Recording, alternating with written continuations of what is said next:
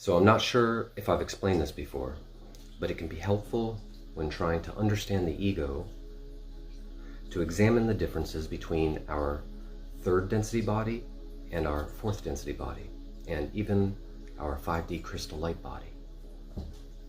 So if you look at your face, hopefully you see a beautiful reflection looking back.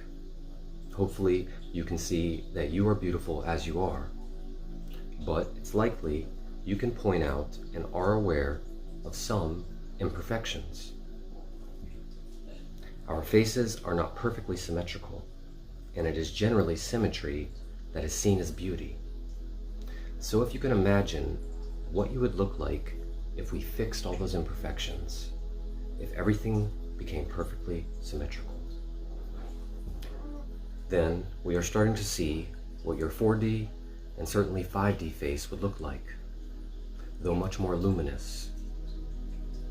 Now, if we look at the DNA and find the genes responsible for those imperfections, and if we remember that the entire 12-strand sequence contains your entire soul's history, we could trace back a time where a gene was copied imperfectly or skipped, and here was created a distortion in the form of the face in the following incarnation.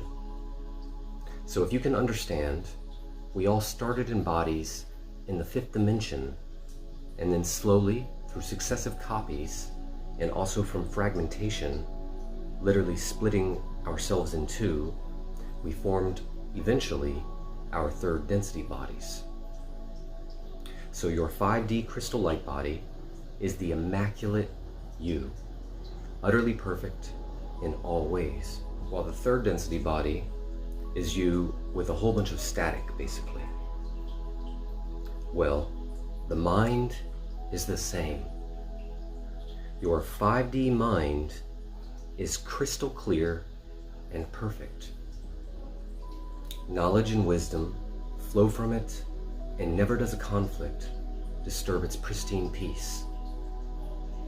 Your 3D mind is that same perfect mind, but filled with junk, filled with false ideas and conflicts, traumas and memories held within our own mental matrix.